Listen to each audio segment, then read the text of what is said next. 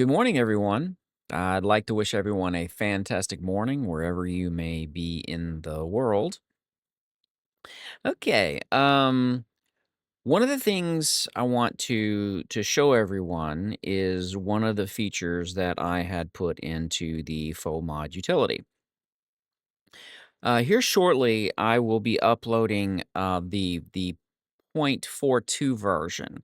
I had to have I had to put in a quick hot fix to one of basically to the substitution parameter method.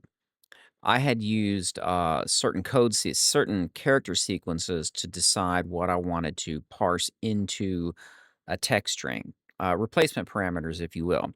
And I had chosen the characters I had chosen were the tilde and then a dollar sign. Well, unfortunately, because unfortunately that's used for something else, which I kind of had an idea of, but I'm thinking, oh, it's not that big of a deal. But what it basically did is it inserted into the text line whatever was in the clipboard, which really is not the behavior I was looking for. So, it's just a simple, quick fix. I'll upload it. Apologize for any of the inconvenience. I switched it to, like, a plus sign, so hopefully there's nothing like that in Windows. That was an interesting bug, and I only saw it because when I rebuilt the, Skyrim master list for, all of the the the archive files, the mod files, the zipped up mod files. Somebody had put in one of their files their working copy of their XML file.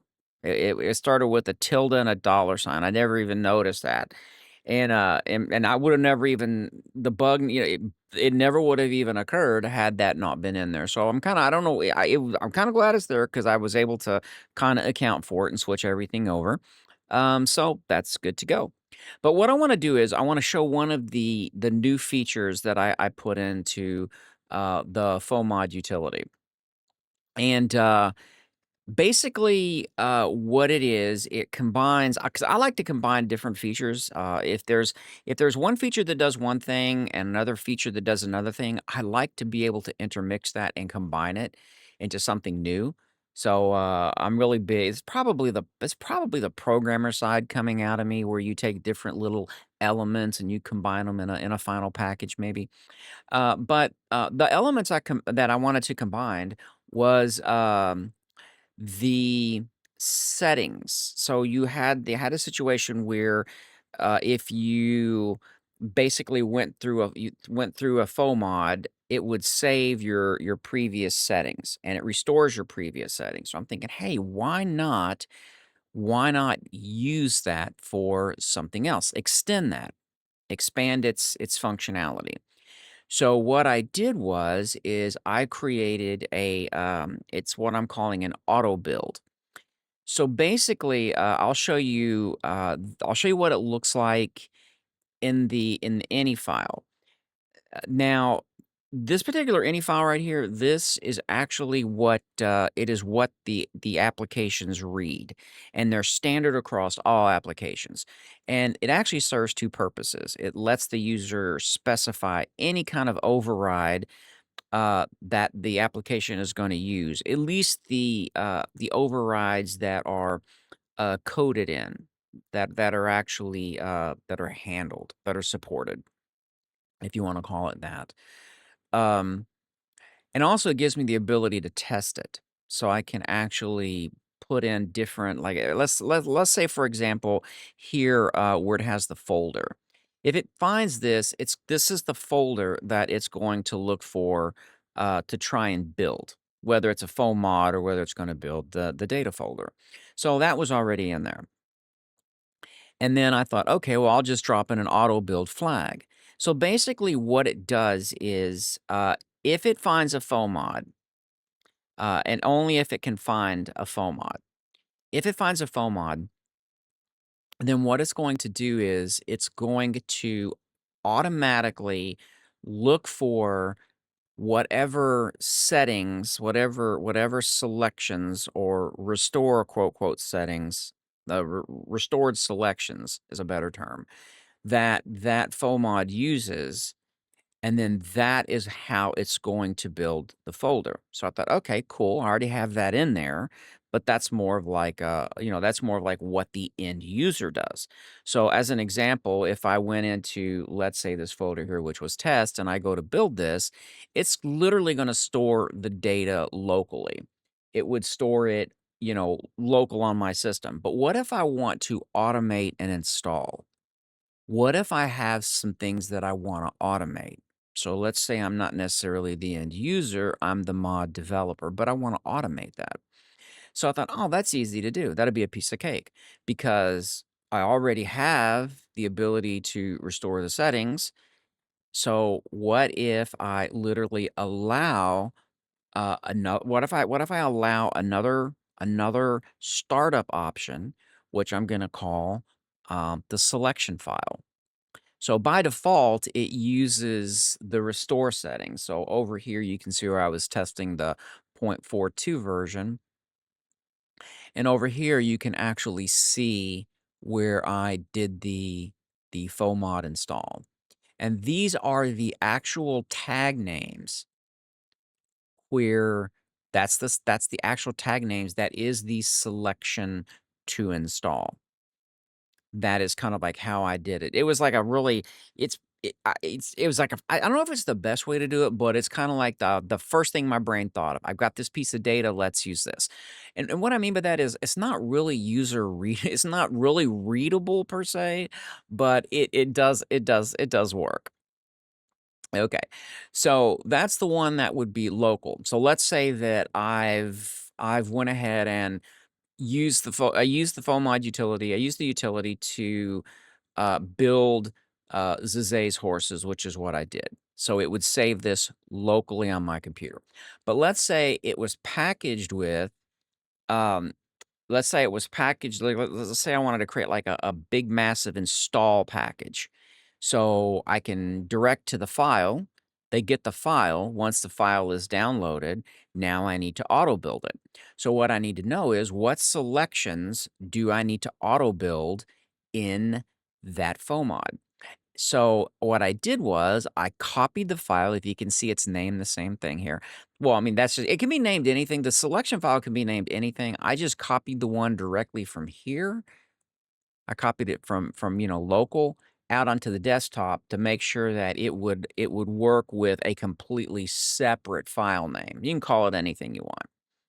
So what it does is when it finds this, it says, okay, the application is not going to restore the settings, it's not gonna use the local file, it's gonna use the file you specify.